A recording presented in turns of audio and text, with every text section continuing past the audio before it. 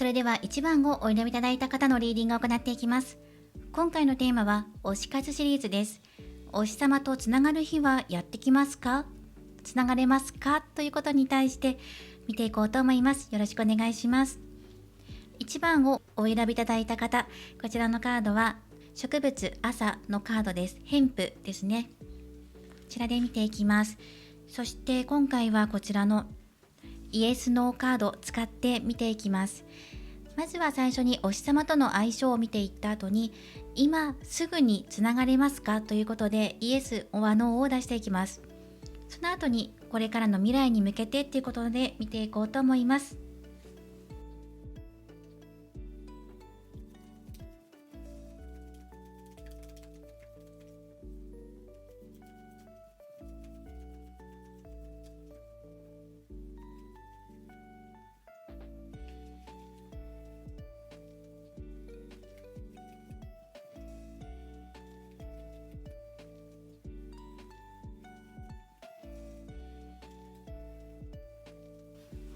ではこちらで見ていきます。カードはワンドのエース、お日様がソードのキング、そして2人の課題点っていうところにソードのエイト、そしてこのアドバイスカードがデビルのカードです。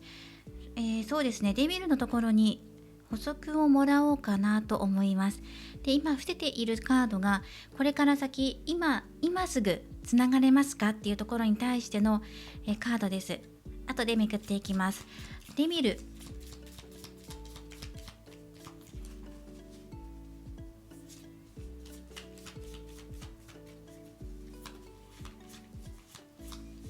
デビルの補足1枚もらっていきます。太陽です。すごく輝かしい成功とか豊かさを表しています。このファンと推しとの関係性上において、この世界、このワールドでっていう中であれば可能性がすごく広がっていくのかなと思います。プライベートっていう風になった場合はソードのエイトっていうのが課題点に入ってくるので、人目を気にしなければいけないとか制限がある、制約があるっていうのが入ってくるんですね。なのでそれを超えていけるかどうかっていうのがポイント。もしプライベートでつながりたいっていうふうに思っている方は、かなりここが大きなネックになるんじゃないかなっていうことですね。そしてやはりお日様活動者なので、その活動に合わせてあなたも一緒に寄り添っていかなければいけない。変化に対応していかなきゃいけないとか、あとはその異性関係ですね。もしかして他にもいるんじゃないかなとか、そういう不安になりやすかったりもします。人気職なので。そこをどうやって折り合いつけていくのか、ここですね、ソードのエイトっていうところ、この制限とか制約っていうところを守るか守らないかっていうところでデビルのカードが出てるんじゃないかなと思うんですね。枠を超えるか超えないかとか、それももちろん課題だし、じゃあ超えないでこの範囲内でお付き合いしていくためにはってことかもしれないし、この範囲から抜けてプライベートとしてつながっていくためにはっていうところで、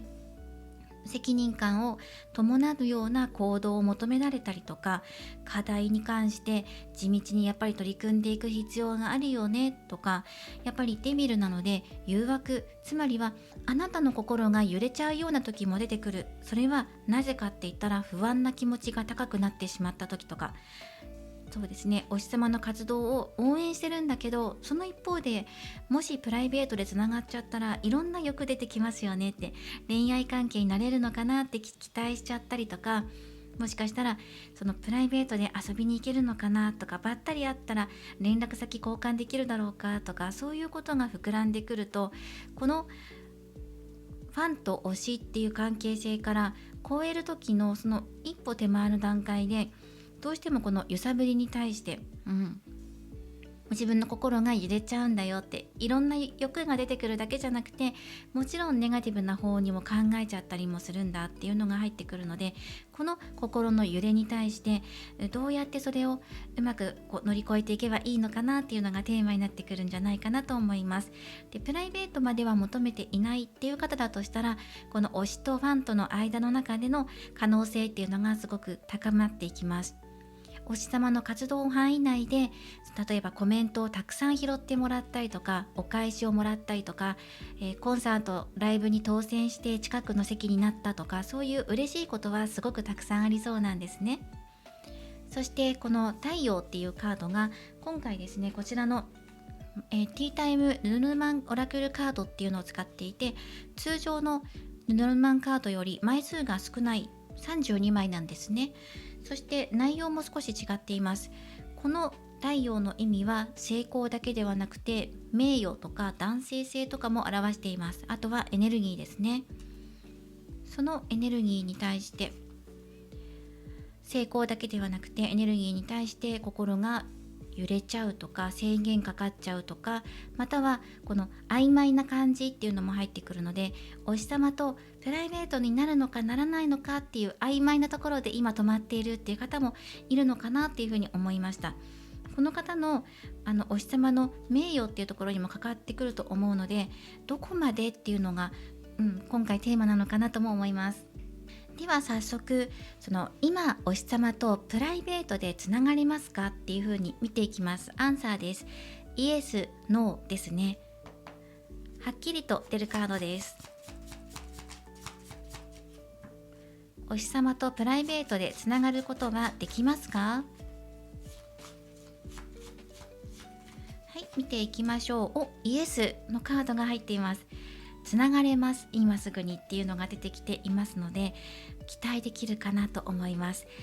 このイエスっていうカードが出てきたということは、やっぱりこのソードのエイトっていうのがプライベートの関係になるかならないかっていうこの枠組みの中から、どんな風に自分たちが超えていくのかっていうのが課題点になってくることと、お相手の名誉っていうところをやっぱり守りながら、活動としてのお相手を支えていきながら、ネガティブな思いになりすぎないこと、塞ぎ込みすぎないかといってオープンにもしきれないっていうところで、ぼやっとした感じになるかもしれないんですよ。なんか正々堂々とこうつながってますよっていう風に言いたいんだけど、そんなこと言えないよねっていうところで葛藤するっていうのが入ってくるので、ここのあたりのバランスをうまくとっていければいいのかなっていう風な、そんなメッセージかなと思います。あなたのところでワンドのエース、お相手がソードのキング、相性いいと思いますね。相乗効果があるので、お日様を応援してるとすごくあなたの元気もらえたりとか、モチベーションにつながったりすると思いますし、推し活をしていて新しく始めたこともあったと思うんです。初めてライブに行きましたとか、初めてファンアート描いてみましたとか、推しに影響を受けて自分も楽器始めてみましたとか、影響を受けて始めたこと、または気持ちが盛り上がったことがあったと思うんですね。それと同じぐらいあなたからお日様もエネルギーをもらっていますよっていうのも入ってきています。すごく、人気のある方ですよね。キングのカードなので、その業界では有名だったりとか、人気があってとか、ファンがたくさんいてとか、みんなを引っ張っていくリーダー的な存在、グループの中だったらリーダー的立場なんじゃないかなと思います。クールで知的、会話がうまい、賢くて、ということは読書好きだったりとか、ゲームに通じていたりとか、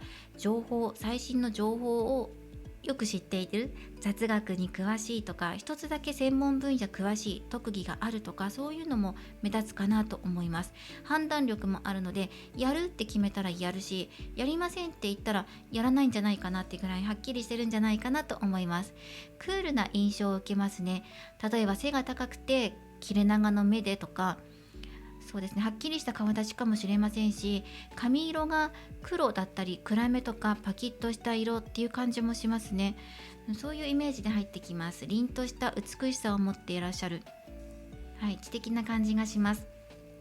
つながれそうっていうことでタロット1枚出しているので見ましょう。カップの2番っていうのが入っていますね。なんか恋愛的要素ありなんじゃないかなっていう風に今回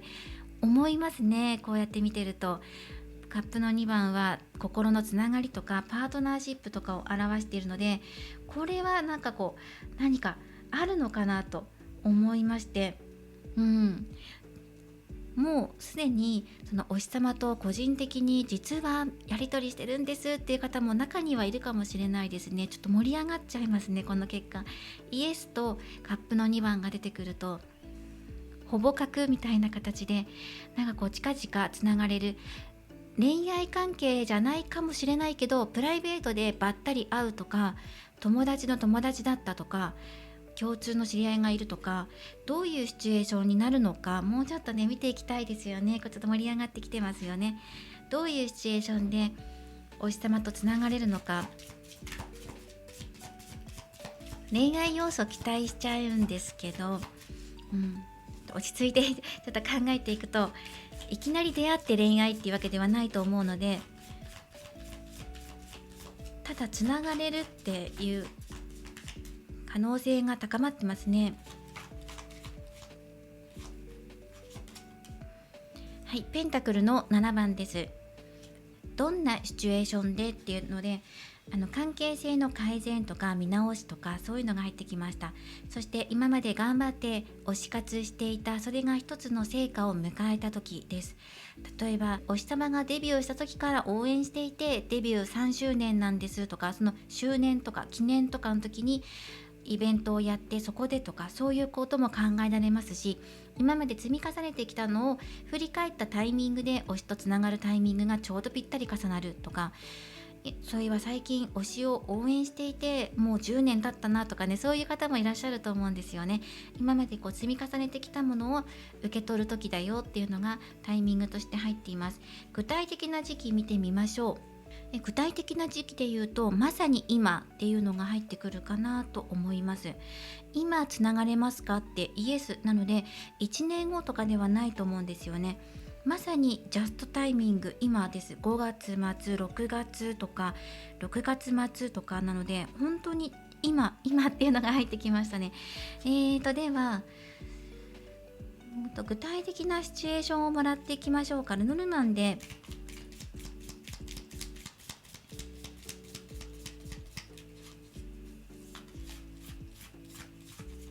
ヒントをもらっていこうと思います。ローズ、花束です。ギフト、贈り物なので、これはお日様にプレゼントを送った時がタイミングかもしれませんし、向こうから受け取る、お日様から受け取る、つまりコメントもらうとか DM もらうっていう可能性もあるんですよね。突然の贈り物、嬉しいこと、ギフトっていうのもあるし、それはどっちからかな。あなたからなのか、お相手からなのか。あなたがファンレターを送ったら返事が返ってくるかもしれませんし、でもそのお日様はそうですね、活動者としてもやっぱりやっていかなきゃいけないなっていうのがあるので、制限はかかってはいるんですよ。その中で何かしらあなたが受け取るものが出てきて、それがヒントになってくるよって言われています。そこに気がついてくださいって気がつくぐらいの嬉しいことだと思うんですね。例えばライブに行って近くで見れて応援していたら目があってとか、そのことを SNS に綴っていたらとか、なんかそういうことがいろいろ連想させられますね。ではオラクルカードから見てみましょう。こちらからもお日様とつながる日、これから先の未来、どんなタイミングでつながっていくのかっていうのを出しています。ラッキーフードはグリーンティーです。これは緑茶限定ですね。これはメッセージは守る、平穏を保つというメッセージです。そしてラッキーカラーです。ラッキーカラーはオレンジ、自分を育む、ビタミンカラーを取り入れていってください。そしてマーメイドのカードからは、このカードは内なる英知、心の中に答えがあるよとかね、自分の中の心の声に耳を傾けるとか、直感とか、そういうことを表しています。そしてこのグリーンティーのチャクラはクラウンチャクラ、第7チャクラといって、頭の頭頂部のあたりにあるチャクラと言われています。このあたりからヒントをもらいながら見ていこうと思います。近々イエスっていう風にあるので、今つながるっていうのが入ってますからね。で、つながる日は心が静まった日というタイミングで入っています。あなたの中の知っている、インナーノーイング、私は知っているっていうこの直感を信じていきましょう。お日様とつながれる日は、あなたが特別ではないけど心が満たされた日常を過ごしている時に訪れる可能性が高いです。あなたの心と体が整い、緊張や不安から解放されている時、例えば忙しい毎日から少し離れてほっと一息ついた日の午後、とか、何気なく飲んだ緑茶がいつもよりも美味しく感じた時、ふと浮かんだアイデアや直感があなたを次のステージイエスへと導いてくれるでしょう。この緑茶からのメッセージです。緑茶には心と体を守り整える力があります。それは自分自身を癒すことであり、あなたがありのままの心であることを助けてくれるもの。推しとつながるには自分を整えてからが合図です。自分の心が不安定な時に求めるつながりではなくて、平穏な気持ちの時にこそ自然とご縁は近づいてくるのです。自分の心が落ち着いている時、タイミングがやってきます。そしてクラウンチャクラですね。これは宇宙や大いなる流れとつながる精神的なアンテナを意味しています。あなたの思いや努力が天とつながってインスピレーションが受信しやすくなるような状態。少し不思議な、そうですね、目に見えない直感とか、またさらにその上、工事の世界とつながるチャクラっていうふうに言われています。つまり推しとのご縁が整うのは、あなたの精神がクリアな状態で、宇宙からのサイン、どんなサインか、それは偶然や直感、それを正しく受け取れる時がタイミングとして入ってきています。そしてオレンジからもメッセージをもらっていきます。自分を育む。あなた自身の体調や感情のバランスが整っていると、クリエイティブな流れや新しいご縁が入ってきやすくなります。この色は喜び、活力、魅力、想像力を表す色です。あなたが自分を大切にしていると、それは自然と輝きとなってお日様へあなたの魅力が届いていきます。はい、元気に、そして笑顔でって入っています。そしてこの内なる英知が伝えてきてくれているのは直感。直感でこのタイミングかもと感じたとき、それは間違っていません。スピリチュアルな成長が進んだ今、あなたは知っている力がすでに宿っています。論理よりも感覚、なぜかわからないけど動きたい、そう思った時はきっとその先にご縁があります。そして具体的につながれるタイミングのサインとしては、長く悩んでいたことが自然と手放せた日、SNS や動画を見ていてこれだと心が反応した瞬間、推しの投稿がまるで自分に向けて言われたように感じられた時、夢に推しが出てきて何か伝えてくれたと感じた時、偶然推しに関する情報が人づてや別の媒体で何度も目に入るようになった時、これらはすべてこのクラウンチャクラが整って波長が合ってきた証拠です。あなたの内なる英知が導く今だよというサインでは、開運アクションもお伝えしていきましょう。まずは緑茶を飲みましょうっていうシンプルな行動ですね。朝起きたら温かい緑茶を飲んでください。緑茶のカフェインで覚醒し、精神を安定させてクラウンチャクラの静けさを育んでいきましょう。そしてあとはクラウンチャクラを強化する、そんなアクションで瞑想をおすすめします。頭のてっぺんに白や紫の光が差し込んでくるイメージで深呼吸を続けてください。約3分程度。そして私はエネルギー、流れとつながっている、そう心の中で繰り返すだけで OK です。雑念を手放し直感をキャッチしやすくなります。そしてオレンジ色のアイテムを身につける。明るいエネルギーを育む色をハンカチやスマホケースに取り入れてみてください。推しと関わる日に身につけると、あなたの輝きが伝わりやすくなります。そして自然と触れる日を作る。散歩する、公園に行く、庭の草花を手入れする。自然のリズムに触れることで、あなたのエネルギーが整い、波長がぴったりと合いやすくなります。あなたが推しとつながる日は、自分が満たされてるなっていうふうに思った日です。推しとつながるタイミングは、頑張って追いかけている時ではなく、肩の力が抜けて自分に戻っている時、その自分になっている時、心が落ち着いて直感が冴えている時、そういう日にふと向こうからつながってきたかのようなサインが届くでしょう。あなたの中の私は知っているという静かな確信が、推しとあなたの未来の架け橋になります。その橋を渡る日はもうすぐそこにあるのかもしれません。イエスって出てますね。素晴らしい。はい、イエスって出ていました。では一言メッセージもらっていきましょう。あなたがギフトを送った時、または推しからギフトをもらった時ということで、タイミングとしてはローズっていうのが出てきていました。特別なことをして、その後ですよね。その後自分の心がほっと落ち着いている時にやってくる一言メッセージです。愛は一日中あなたに話しかけてくれる。話すっていうのがテーマですね。どうすればいいかわからなくなってしまったら、愛に意識を向けてください。愛は無限の知性です。あなたが任せていれば、いつでも手を差し伸べてくれる。その自分自身の、自分の中ですね、マイセルフ、自分自身から愛をもらおう。その愛っていうのは、今のあなたの愛は知性だよっていう英知、深い知恵だよっていう、そして直感ですね。それを受け取ろう。その直感があなたに話しかけてくる。サインは今だよっていう風に。ぜひそのメッセージもお受け取りください。わからなくなってしまったら、瞑想をして自分の心に尋ねる。それがヒントですね。では、お選びいただいたカードからメッセージをもらっていきましょう。これはヘンプの植物が描かれています。朝ですね。このメッセージは、高く飛び立つためにというメッセージです。このヘンプの花言葉は、自由、守護、強さです。日々の暮らしの中で気がつかないうちに目の前のことにだけとらわれてしまうことがあります。そんな時こそ視点を変えてみましょう。今抱えている悩みや課題を少し上から見てみると、意外とシンプルな答えが見えてくるかもしれません。ヘンプは古来より強さと守護の象徴とされてきました。しっかりとした繊維を持ち、風に揺られながらもたくましく立ち続けるその姿は、あなたの内なる強さを思い出させてくれるでしょう。今日、ほんの少し遠くを眺める時間を作ってみてください。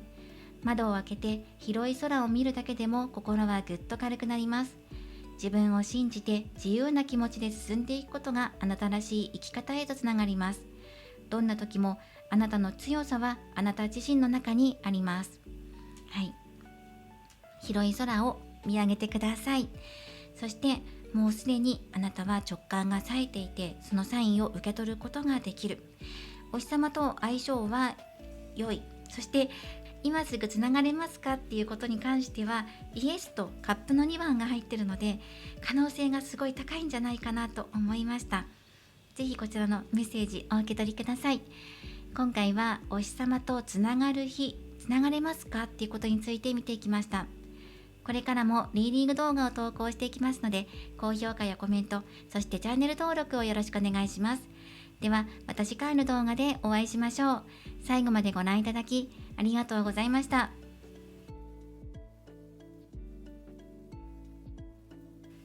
それでは2番をお選びいただいた方のリーディングを行っていきます。今回のテーマは推し活シリーズです。お日様とつながれますかということで、今すぐつながれるのかどうかっていうことに対してイエスのを出していこうと思います。ではよろしくお願いします。2番をお選びいただいた方、このオラクルカードは植物が描かれていまして、このカードはアロエの絵柄が描かれています。はい、アロエのカードです。ではタロットを展開していきます。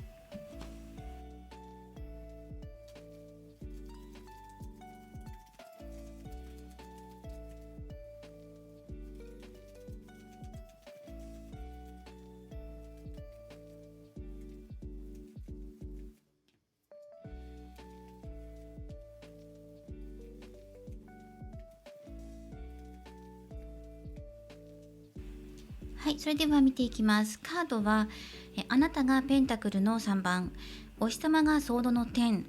ちょっと辛いことあったかなっていう風に入っています。物事が辛いことがね終わっていくっていうカードです。そして課題点がソードの7番と、これからお二人についてペンタクルのクイーンのカードで、伏せてあるのが今つながれますかっていうことに対してのカードです。で、早速こちらイエスのを出していこうと思います。今お日様とつながることできますか？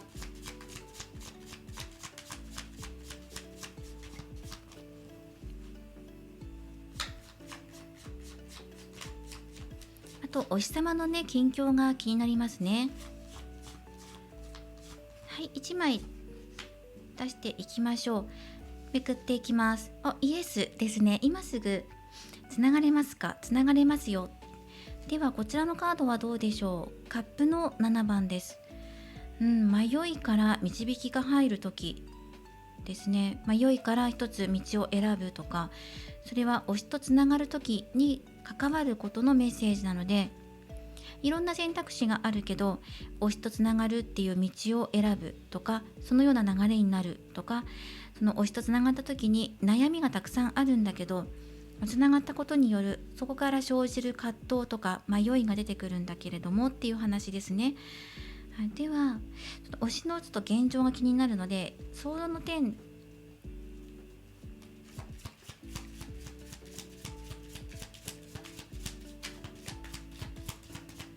推し様のことについて深掘りしていきます。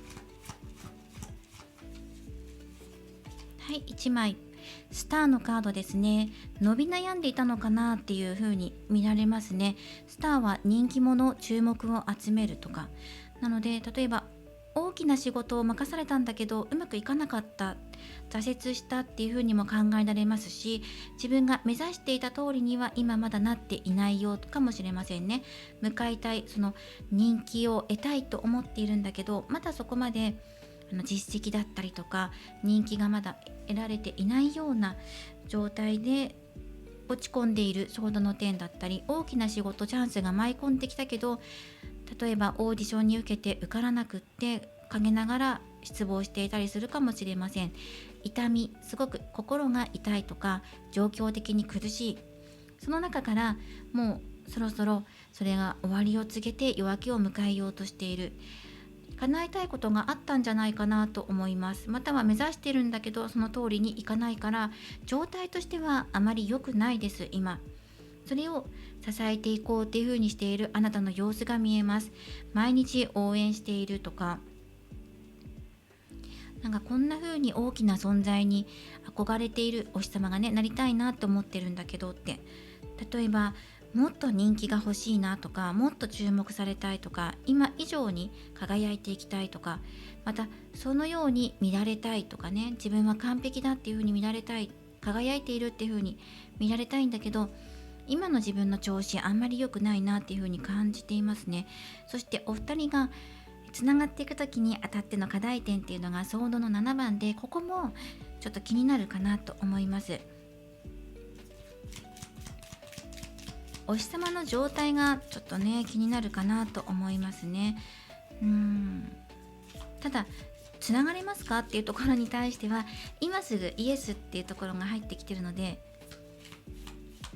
もう少し細かく見ていこうかなと思います。森のカードですね。この、ルノルマンカードっていうのがティータイムルノルマンカード、ルノルマンオラクルカードって言って32枚で構成されているので、通常のルノルマンカードと少し意味合いが変わってきます。そしてこの森のカードは幻想の世界とか、架空な空間、架空空間だったりとか幻とかね、そういうの意味があります。あとは非日常だったりとか、なのでお日様とつながっていくのは非日常的な場面、例えば日常的ではないライブに行くとか、お日様に会いに行くとか、また仮想空間っていうのも入ってくるので、画面越しだったりとかでコメントのやり取りとか DM とかも SNS とかもそうですよね。架空の世界でやり取りをするとか、そういうのも関わってくるかなと思います。それがネックになってる、それがつながるチャンスでもあれば同時にネックでもあるんだっていうことを伝えてきてくれています。ソードの7番っていうのはお日様とつながるために工夫が必要ですよ、あと変化を起こす、それも必要になってくるでしょう。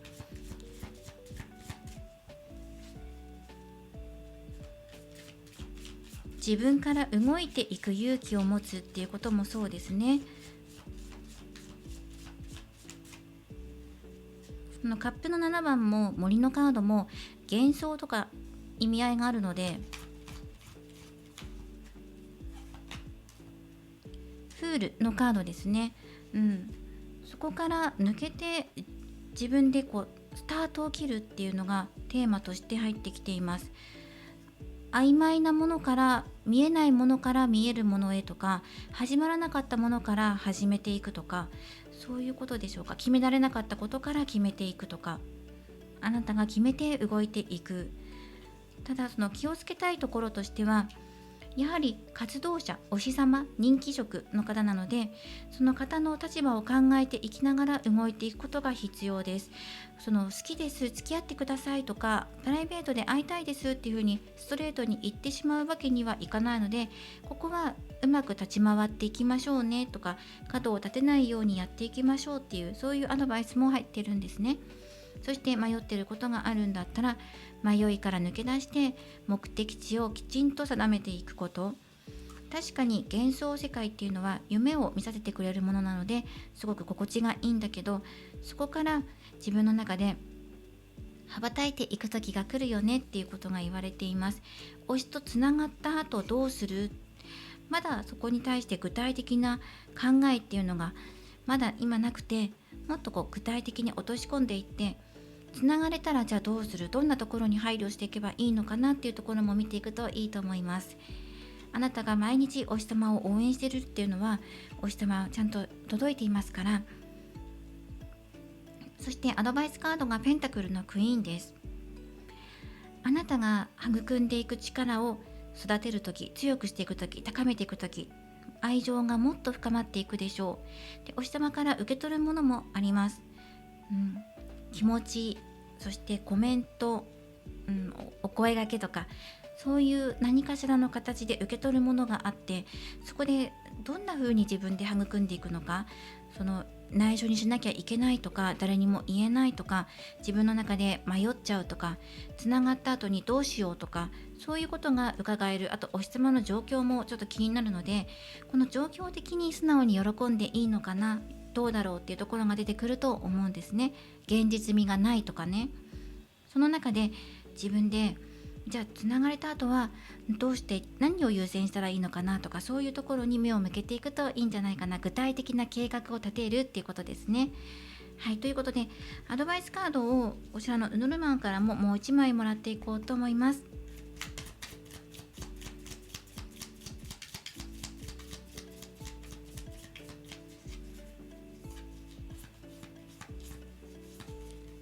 こちらのカード、そうですね、お日様といつつながれるのかっていうのがもうこのカードで出てるので、こちらから見ていこうと思います。で、今すぐつながれます、イエスとは出てるんですけど、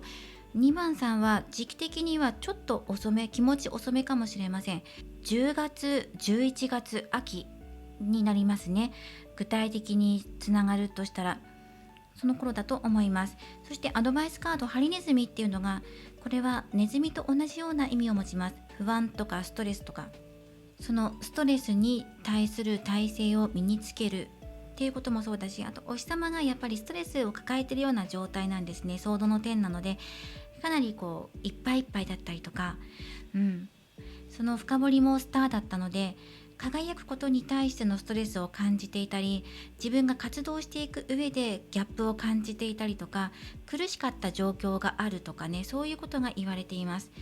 そこから這い上がっていく今過程にいるんですね。それを応援しているあなたっていう様子なので、そのお日様の活動も応援していきながら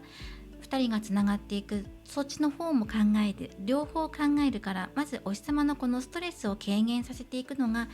まず一番最初に取り組む策なのかなと思いました。つながった後もお日様の体調とか心身のバランスを見てあげるっていうのがいいのかなと思います。では詳しくこちらから補足もらっています。ラッキーフードです。ラッキーフードはブレッド、パンです。メッセージとしては繰り返しとか現状維持っていうのが入っています。そしてラッキーカラーです。ラッキーカラーはライラック、信頼を深める。この色を取り入れてください。優しい紫ですね。そしてマーメイドのカラー、マーメイドのカードからはイノセンス、純粋さとか無垢っていうのがね入ってきています。多分このお日様がすごくデリケートな方、繊細な方とかで、かなりアーティスト寄りだと思うんですね。なんと表現したらいいんでしょうか。繊細な方で心もデリケートだし、感受性も高いので、生み出す作品ってとても繊細で美しいもの、表現することが多分美しさ寄りなんですね。力強さとかはっきりしたものとか、なんかこうパワーのあるものとかっていうよりは、柔らかくて繊細で美しくってってガラス細工のような、そんなアート作品だったり表現方法をされる方、ダンスをしていてもこの人だけ儚さを感じたりとかするような、そんな繊細な方だと思うんですね。だからこそ傷つきやすかったりとか、繊細さゆえにデリケートな部分っていうのもあると思うんです。そんなお日様かなと思いました。ではこれから先の未来、お日様とつながっていくためのヒントもらっていきましょう。最初にこのブレッドパンのカードからもらっていきます。当たり前の日々がご縁の芽を育てている。2番さん、繰り返しの中に咲く無垢な光が差し込んできます。もう何度目だろうと思うくらい同じ日を繰り返している。でもそれこそが推しとつながるための土台が育っている証です。あなたが繰り返してきた思いや行動にはちゃんと意味があった。それにもう間もなく気がつくでしょう。パンをこねるように一つ一つの動作が何度も積み重なることで、あなただけの魅力が形をなし、香り立ち始めます。推しとつながる日は、その日々の繰り返しがふわりと実を結ぶ日です。どんなタイミングでつながれるのか、それは感情が自然に流れて、あなたらしさを素直に出せている時です。特にこんなサインが出始めたら、運命のスイッチが入り始めている合図です。ずっと迷っていたことにふと答えが出た瞬間、仕事や趣味が前よりちょっとだけ楽しく感じられた時、無理して頑張るよりも自然体の自分に戻った気がした時、推しの投稿になぜか前よりも優しさや距離の近さを感じた時、頑張らない日に限ってタイミングよく推しに関する小さな幸運が起きた、再放送があるとか、名前を聞くとか、偶然の遭遇があった時、それが推しとつながるタイミングの予兆です。特に再会、再び巡り合うとか、また再スタート、また始まっていくっていうテーマが強く出ています。一度閉じたように見えたご縁が再び動き出す可能性が高いです。前にも何度かつながるタイミングがあったかもしれない。それがまた再び動き出しているよっていう合図が出てきています。そしてこのブレッドのカードはオレンジ色の線が引いてあって、これはセークラルチャクラ、第2チャクラを表しています。第2チャクラからのメッセージ。このセークラルチャクラというのは感情やクリエイティビティ、そして喜びの源です。あなたが自分の感情を抑え込まず、自然な気持ちで人と関われているとき、このチャクラは心地よく回り始めます。推しとのご縁も無理に会いたい、頑張らなきゃと力んでいるときより、自分を楽しませていることを優先しているときの方が波長が合いやすいです。そしてこのライラックのカードより、信頼の再構築。ライラックは柔らかくて優しい色ですが、深い信頼や神聖な直感を目覚めさせてくれる色です。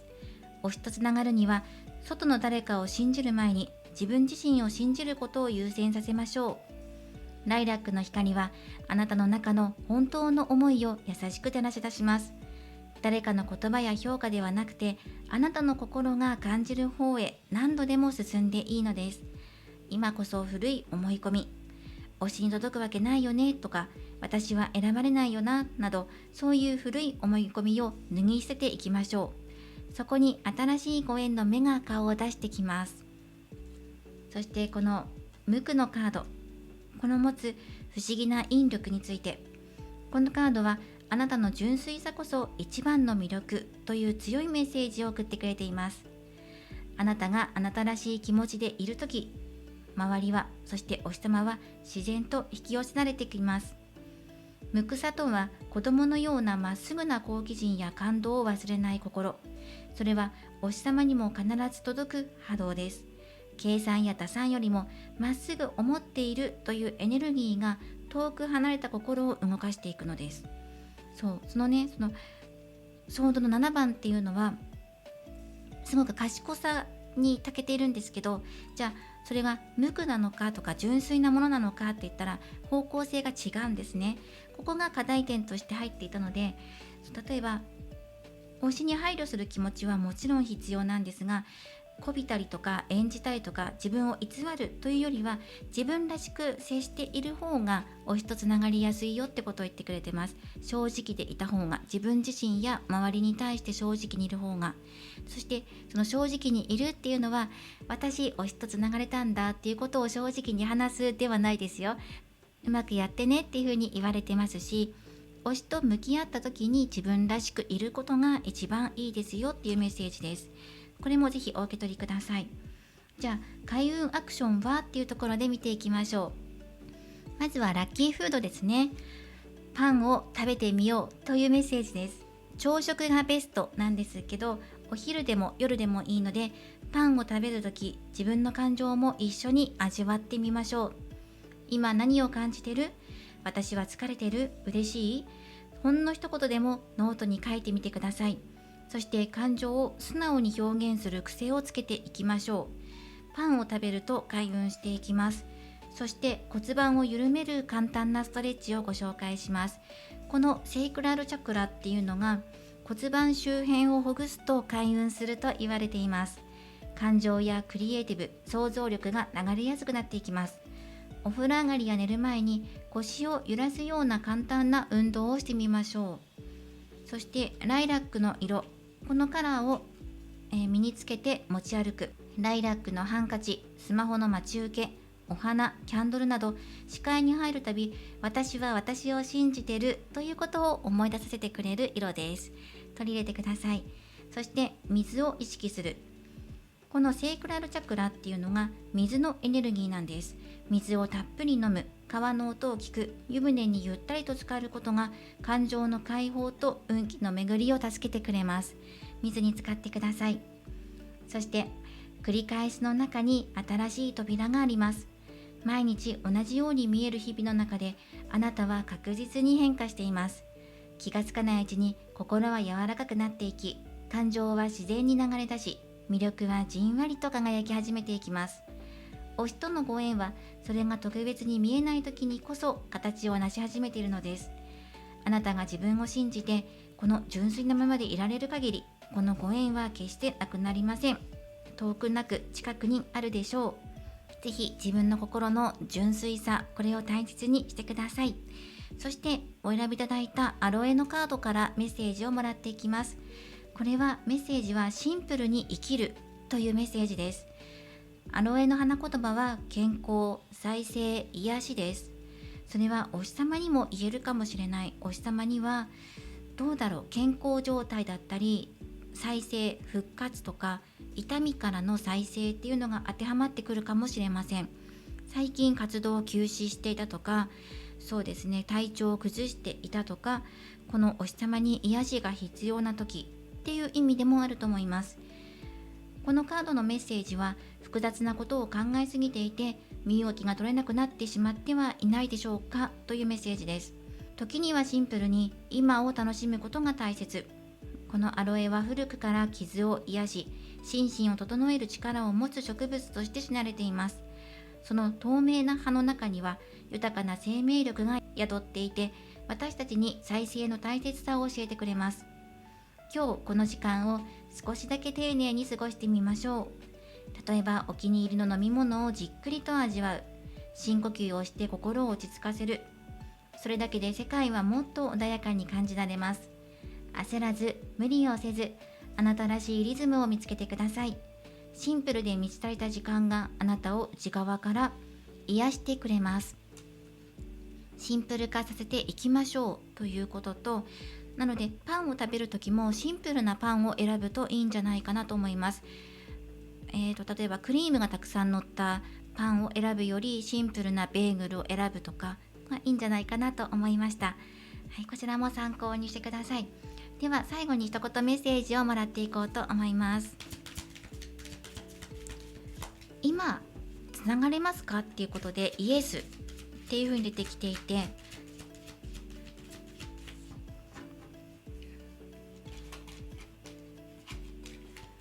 それは推しの傷を癒す一言をかけた瞬間だったり、毎日の繰り返しの中にタイミングが訪れるというふうに言われています。メッセージです。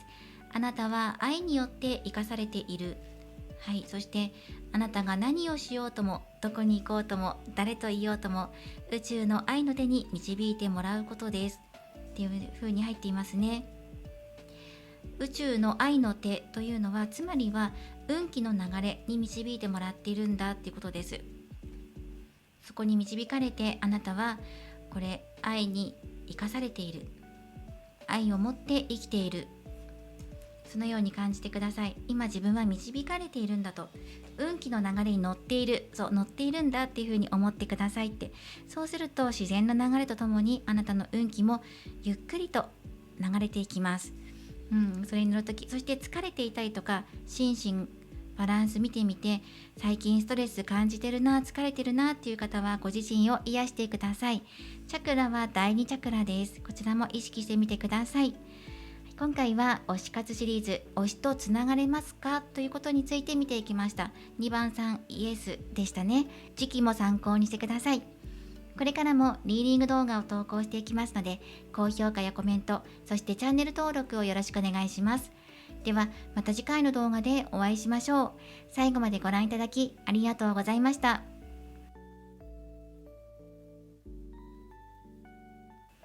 それでは3番をお選びいただいた方のリーディングを行っていきます。今回のテーマは推し活シリーズです。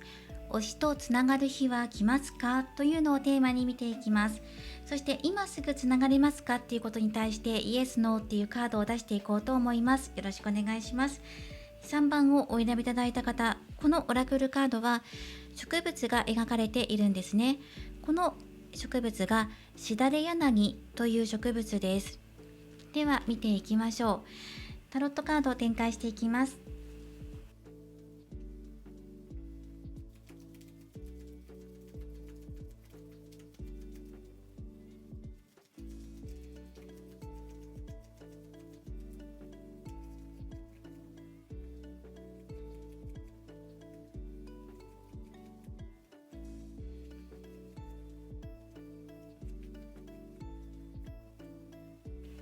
はい、カード見ていきます。あなたを表すところにペンタクルのエース、お日様がワンドのキング、そして課題点としてマジシャン、アドバイスカードペンタクル4番です。で、伏せてあるのがつながれますか、今つながれますかっていうことで答え出していこうと思います。先に出していきます。すごく情熱的でリーダータイプのお日様っていう感じがします。積極的、肉体的にもしっかりしている方、例えば筋肉がついていたりとか、ボディーラインが綺麗だったり、女性でも美しいライン鍛えてるなっていう感じがします。モデルさんだったりとかしますし、明るく、笑い方に特徴があると思います。そしてかっこいい姿を見せてくれるなっていうのが伝わってくるので、女性であっても男性であっても頼もしいなとかかっこいいなっていうのを見せてくれるような、そんなパフォーマンスをされる方、鍛えてらっしゃるようなイメージがあるんですよね。なので見た目によらず筋肉があったりとか、体幹しっかりしてらっしゃる方とか、アスリートっぽいなっていうのを感じます。そして、まずつながれますかっていうことで、答えとしては今すぐノーです、今すぐつながれないですよっていうことと、1枚ソードの10のカード、痛みがあるよっていうことで、ちょっとここ補足もらおうかなと思いますね。そうですね、課題点のところもマジシャン、そうですね、タロットでもらっていこうと思います。まずはソードの10に1枚もらっていきましょう。つながれない理由として、痛みが残っているからです。まだ開けていませんって、夜明け前のカードなんですね。で、そこには深い苦しみとか痛みとか悲しみがありました。そこから朝日が昇ってこようとしてるんですが、その朝日が昇るまだ手前なので、今すぐではないと。まだ残っているものがあります。それは何か、カップの7番、迷いですよ。迷い、葛藤とか選択肢の中にまだいます。まだこの混乱の中にいるというか、もやもやっとした中にいて、まだそこから抜けきれていないからだよっていうのが出てきています。それはあなたとお日様どちらにも当てはまるんじゃないかなと思うんですね。2人のこと、2人の関係性においてもそうだと思いますし、今すぐどうですかって言われた時にはノーなので、今すぐではなさそうで、そうですね。じゃあ何をすればつながりやすくなっていけるのかとか、今後これから先のもう少し先の未来につながりやすくなっていくのか、流れを変えていけるのかっていうところを見ていこうと思います。それもカードでもらっていこうと思います。マジシャン、工夫が必要、つながるためには工夫と努力が必要になってくるかな。あと運もやっぱり関わってくるかなと思いますし、アドバイスカードペンタクル4番っていうのも気になりますよね。守りたいものがある、だからそれはどうするのっていうところですね。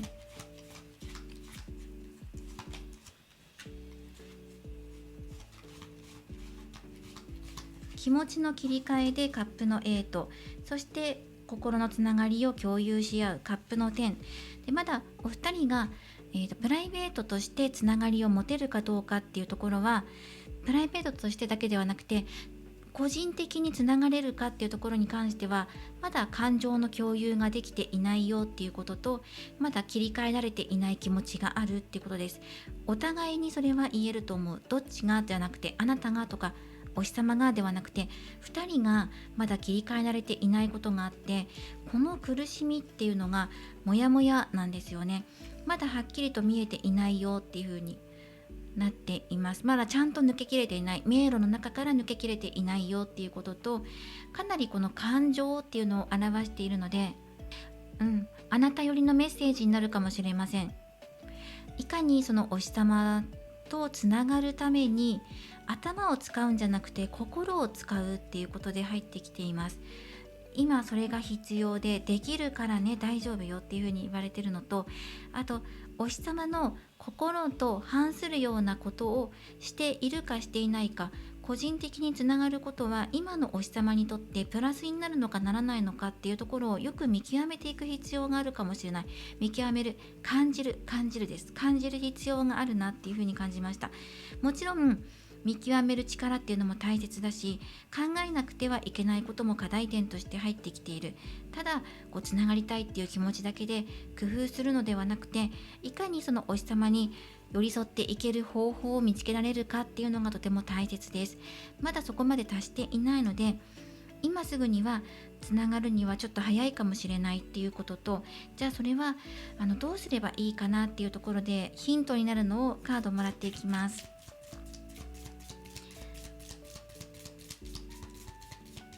ペンタクル4番も入っています。なのでもう少し身軽になること、気持ちもそうだし、手持ちのものも軽くしてもいいかもしれません。こだわりからの解放っていうので、今までやってこなかったことに挑戦してみるとか、増えすぎてしまった荷物を手放して身軽にしてみるとか、気持ちの切り替えも必要だし、心に余裕を持たせること、流れを作り出すことが必要です。日々執着を手放す、あまりお金を使いすぎない、クロスのカード、はい、カマのカードですね。そうですね。ノルマンも出ていますね。迷いがあるんだったら迷いを手放す。執着があるのであれば、執着しているものは何かっていうことをもう一度考えてみる。このペンタクル4番もあなたの持っているものとかこだわりについて尋ねています。その持ち物は本当に必要でしょうか。持ち物っていうのは現物だけではなくて心の荷物だったりもします。心の持ち物、あなたの心の中のキャビネットはどうなってるでしょうか。そしてその中から何を選んでいって、お日様とどんな風につながりたい、どんな風に通わせたいと思っているのか、それはお日様の心に寄り添ったものであるのかどうかっていうことをもう一度問いかけてきていますね。決めなければいけないことがあるのではないかな。そしてお金は使いすぎていないかな、義務みたいになっていないかなとかね、お日様の応援がいつの間にか自分のプレッシャーになっていたりしていませんかとか。そしてこのクロスっていうのは宿命や運命っていうのも表していますから、あなたが推しとつながっていくことっていうのはこの運命が照らしている通り、ご縁があるものだと思うんです。ただしつながっていくためにはやっぱり切り替えていかなければいけないもの、重いものを手放すとか、決断する、迷いから断ち切ってとか、今自分に不要なものを手放してもう少しシンプル化させていく必要があるんじゃないかなっていうことも言われていますね。では実際にこれから先、少し遠くはなりそうなんですけど、これから先お日様とご縁を手繰り寄せていくためのメッセージもらっていこうと思います。まずは、ラッキーフードです。ラッキーフードはレンコンです。こちらがですね、先を見通す明るい未来と入っています。そしてラッキーカラーです。ラッキーカラーはブリリアンス、光沢色、自分の輝きを発見する。そしてマーメイドのカードからはこちらのカードです。このカードは充電というカード。一旦止まってそれから進んでいく、一旦チャージ、エネルギーチャージしようっていうことが言われています。あなたもしくはお日様、どちらかが今チャージが必要なのではないかなと出てきています。はい、苦しいことから一旦エネルギーチャージして立ち上がる力を手に入れましょうっていうことが出てきています。そのお互いの状態がもっと今よりもいい時にタイミングがやってくると思いますね。もう少し見ていきましょう。これから先、今すぐではないけどこれから先の未来っていうことに視点を変えて見ていきます。どうやったらつながっていけるのか。未来を照らすのはあなたの本当の輝きが必要になってきます。疲れた時こそ愛と光で満ちる準備ができている。疲れているからこそ充電して、そして立ち上がれるんだっていうメッセージですね。どうしてまだ届かないんだろう、そう感じる日があるのはそれだけお日様への思いが純粋でまっすぐだからこそです。けれど今のあなたに必要なのは無理して頑張ることではなくて、一度立ち止まって自分にエネルギーを戻すことです。推しとつながる日はようやく私が私に戻れたと心から思えた時にやってきます。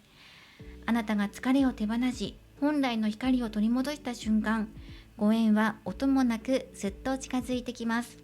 ではラッキーフードのレンコンからメッセージをもらっていきます。レンコンは明るい未来を見通す力、その力を与えてくれます。レンコンはハスの花の根っこ、地中に埋もれていても泥の中から清らかな美しい花を咲かせる力を持っています。それはあなたも同じです。どんなに疲れていても迷っていても、あなたの中には先を見通す力、つまり直感の光がしっかりと育っています。今は静かな準備期間、その沈黙の中で未来を明るくするアイディアや運命的なインスピレーションがふっと湧いてくるでしょう。そしてこのレンコン、ここ緑の線で描かれています。これはチャクラのカラーを表していて、緑はハートチャクラ、胸元のチャクラを表しています。ハートチャクラは主に心を開けているか、コミュニケーションがどうかっていうことと、愛が流れているかってことに関わってきます。このハートチャクラからのメッセージは愛の流れを整えるということです。胸の中心にあるこのチャクラは愛、思いやり、感謝、受け取る力に関わってきます。推しを好きという気持ちを外に向けて与えることばかりになっていないでしょうか。本当の愛の循環は自分も癒され愛されていいと許すところから始まっていきます。それが整った時、愛は両方向に流れて受け取る準備が整います。今は特に与えるよりも受け取るということに意識を向けてください。疲れたあなたを癒し、再び推しとのご縁を受け取るための期間です。ブリリアンス、この輝き、これは心の曇りを晴らしたその先にというメッセージ。あなたの中には本来キラキラと輝く光があります。でもその光が見えなくなるのは心に重たさや疲れが溜まってしまった時、もう頑張れない、ちょっと休みたい、その正直な気持ちに蓋をしないでください。輝き直すことがあなたを推しとつなげるエネルギーの再起動ボタンです。新しいことにチャレンジしたくなった時、また自分のために時間を使えた時、未来は変わり始めていくでしょう。自分の輝きを再発見する。そして充電。一旦止まるからこそ進める。今あなたが一番すべきことは少しだけ休むこと。それは諦めでも後退、後ろに戻ることでもなく、前に進むための必要な準備です。推しのことでモヤモヤしたり、頑張りすぎて疲れてしまっていたら、思い切って頑張らない時間を持つ。それが大切です。推しに近づくためのルートは全力で走り続ける直線だけではありません。時には迂回した方が景色もよく心が潤う道があるのです。少し寄り道していきましょう。そんなメッセージ。そして推しとつながる具体的なタイミング。例えばずっと気になっていたことに対して心からもういいやと自然に手放しが行われた時、自分を責めるのをやめて、それでも私よくやってるよねと思えた瞬間、泣いたり笑ったり感情をちゃんと味わえた後、また推しから届いたメッセージ、 SNS や動画が以前よりずっと優しく深く心に染みてきた瞬間、何もしていないのになぜか気分が軽いと感じた時、これらのタイミング、あなたが無理をすることをやめた日、それが準備ができたねというふうに動き出す合図です。続いて開運アクションもお伝えしていきましょう。輝きを取り戻して愛を満たすために、まずハートチャクラの呼吸法をやってみましょう。胸に手を当てて緑やピンクの光を吸い込むように深呼吸します。私は愛されていい、私は受け取っていいと静かに繰り返し唱えてみてください。そして光を味方につけましょう。シルバーやホワイトの小物、アクセサリーやネイル、インテリアなどを身近に置くこと。光沢感のあるものはあなたのエネルギーにリセットと再起動をもたらしてくれます。そして自分時間の贅沢を取り戻すこと。好きな香りを使った入浴、何も考えずに自然を眺めること。手帳に今日は何も頑張らなくていいと書くこと。それだけでも十分再充電が始まっていきます。そして食事でエネルギーを取り戻す。緑黄色野菜、特にブロッコリー、ほうれん草、そして根菜ですね、レンコン、果物を積極的に摂りましょう。自然の命を取り入れることであなたの心身も再び生き生きしてきます。未来は輝きを取り戻したあなたを待っています。推しとのご縁はあなたが心を取り戻した時、一番美しく光ります。疲れている時、無理をして頑張るのはあなたの魅力を曇らせてしまうことです。けれどあなたが自分を愛する時間を過ごせたら、自然と周りが引きつけられていきます。あなたの未来はまだ見えていないだけで、もう芽が育って花開く準備を始めています。さあもう一度深呼吸をして、私は私に戻ると決めたとき、推しとあなたの心は静かに重なり始めていくでしょう。では一言メッセージもらっていきましょう。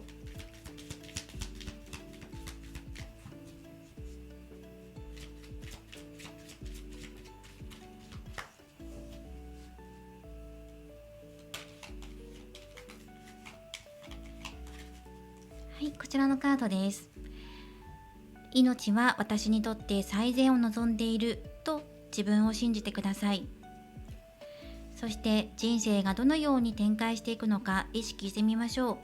人生が自分に対してどのように起こるのかではなく、自分のためにどのように起こるのか意識する。ということをね、考えてみてください。感じてくださいっていうことですね。例えば命っていうのがお日様として考えるんだったら、お日様はあなたにとって最善を望んでいる。お日様を信じてください。それがメッセージかなと思います。こちらのメッセージもお受け取りください。そしてお選びいただいたこちらのしだれ柳のカードからメッセージをもらっていきます。新しい流れを受け入れるというメッセージです。このしだれ柳の花言葉は追憶、柔軟、癒しです。過去の思い出がふと心に浮かび、少しだけ切なくなることはありませんか？柳の枝がしなやかに風に揺れるように、過去の記憶も軽やかに受け流していきましょう。しだれ柳はしなやかさと柔軟性を象徴する植物です。強さとはただ耐え抜くことではなく、流れに身を任せながら新しいものを受け入れることでもあります。大切な思い出を心にしまいながら新しい一歩を踏み出してみましょう。変化は時に怖く感じるかもしれません。でもそれが新しい可能性への扉を開く鍵でもあります。今日という一日を新しい気持ちで迎えてみてください。あなたの心が軽くなって、これからの時間がもっと豊かになっていきます。しっかりと地に足をつけて歩んでみてください。一歩踏み出してみる時です。そして変化を受け入れる、それもまた強さの一つっていうメッセージが入ってきていました。推しを信じて、大丈夫、その痛みは抜けていくよっていうことを信じていきましょう。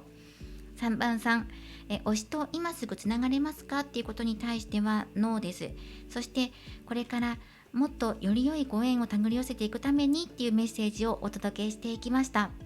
今回のテーマは推しとつながれますかっていうのをテーマに見ていきました。これからもリーディング動画を投稿していきますので、高評価やコメント、そしてチャンネル登録をよろしくお願いします。ではまた次回の動画でお会いしましょう。最後までご覧いただきありがとうございました。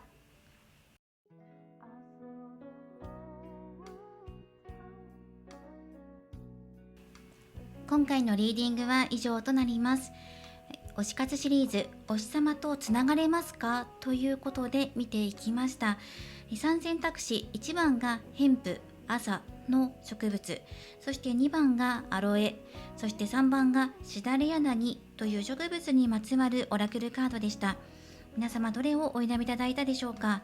ぜひコメントにお書きになってください。はい。で、そしてもしネタバレ防止のために内容を書きますっていう方は開業していただけるとありがたいなと思います。ご協力お願いします。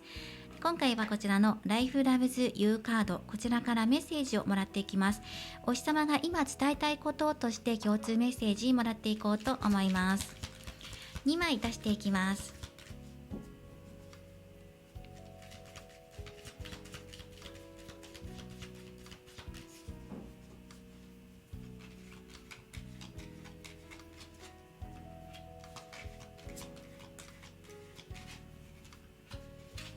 はい、ではお日様のメッセージとして見ていきましょう。お日様が伝えたいことです。まずはこちら。あなたに幸せになってほしいと望んでいる。幸せとはあなた本来の状態のこと。お日様はあなたに幸せを望んでいる。そして今真の幸せについて、あなたにお日様が何を伝えようとしてくれているのか、それを感じ取ってほしい。そして幸せを選ぶ。幸せを選んでほしい。